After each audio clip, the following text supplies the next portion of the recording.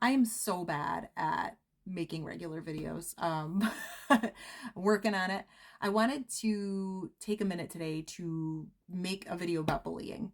I honestly, I can't even believe I'm saying this word at this point. I feel like this was like, the buzzword du jour 5 years ago. You kind of picture bullying as, or like a bully as the kid in school that was mean and beat people up and took their lunch money and yada yada. But bullies come in all shapes and sizes, and bullying can happen at all ages, right? And sometimes that shape and size can be other adult females, right? Which is unfortunate. You just sort of expect better of, your fellow female, your fellow gals. I mean, really, you expect better of any adult human. But anyway, I feel like bullying comes from a couple of sources, right? I think the first one is jealousy. And it sounds so arrogant to be like, oh, that person's jealous. Oh, that person, they're jealous of me. I have something to be jealous of. You probably do, right? If somebody's picking on you or coming after you in some way, it's because you have something that they perceive as you shouldn't have it, or they want it, or they should have it, right? The other thing I think is deep inner hurt. That should be obvious, right? Like, your parents tell you when you're younger, oh, well, the bully, you got to understand that they're hurting inside. And you're like, no, they're just an asshole, right? Like, I don't, what do you mean they're hurting? Like, what are you talking about? But as you get older, especially when someone does try to bully you as an adult, and this is something that actually happened to me yesterday, and a lot of it today, you, how to say, I think as an adult, you have to sort of ask yourself, like, well, wait a minute. Another adult has just attempted to start a conflict with me. Another person, another adult, another human, in my age group. And as you can see from my unretouched,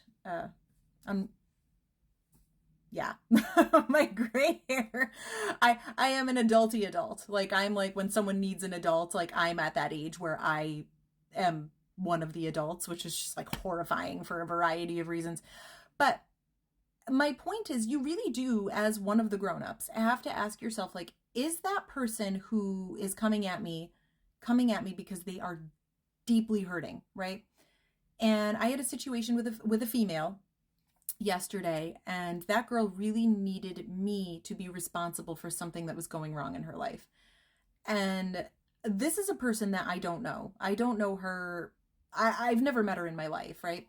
But in her mind, I was responsible for something that was going wrong with her life. So she attempts to start an argument with me, and I kind of didn't engage. I just, usually when somebody attempts to be nasty to me, I just choose to ignore it. I just think that that's usually the better option. If you have limited options, if you have limited control over what happens in your life, one thing you can control is how you respond and react to other people. So she didn't get the argument that she was looking for. She didn't get the conflict she was looking for. And believe me when I tell you, she was seeking conflict, right? Like, this is a person who was actively seeking conflict with me. And so she went at it fresh again today. She like rested, she regrouped, she got her poop in a group, and she came at me again. And I'm not going to lie, I engaged a little bit. I did. I succumbed to the temptation of, my deep desire to kind of like fight bullies, right? Like, that's like part of who I am. And upon reflection, after the situation was over, because I truly believe this time I have put an end to it, I'm realizing, like, people come at you from a place of deep wounding, right? I'm a person who chooses to put in the work. I'm a person who works very hard at my business. I'm a person that works very hard at my spiritual growth and development. I'm a healed person, right? Like, as my grandmother always said, healed, whole, and delivered. Like, that's me. And I'm realizing that that's part of why you need to have compassion for people like that.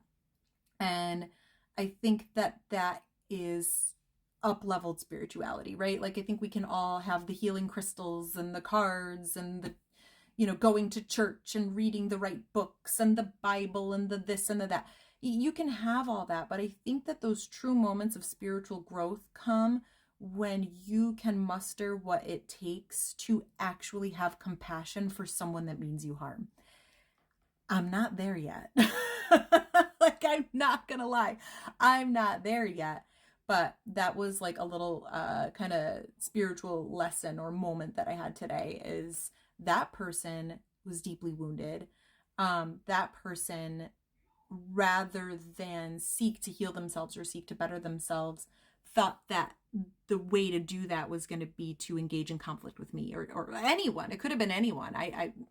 She really, really needed to kind of have a punching bag in that moment. And I took it personally for a minute, but then really thinking about it, I'm like, I have I have so much going for me, and I have so many blessings and so many amazing things. And this one, I'm not going to let this one person sort of allow me to forget that about myself, and forget myself and who I am and what I've learned, and all of that. So long story, just to kind of say, if someone is targeting you, if someone has mistreated you, yes, you need to take the appropriate actions to keep yourself safe, to keep your family safe. You know, you got to do what you got to do. But hanging on to that anger and allowing it to eat you up is only going to create the kind of monster that that person is. So forgiving them and having compassion for them, I think, is a really, really important thing. So just realize that no one can hurt you without your permission. Someone only has the ability to wound you if you allow them to. And don't let anybody push you around, but also realize if someone's attempting to push you around, the fault is not with you, it's with them. So have a wonderful day.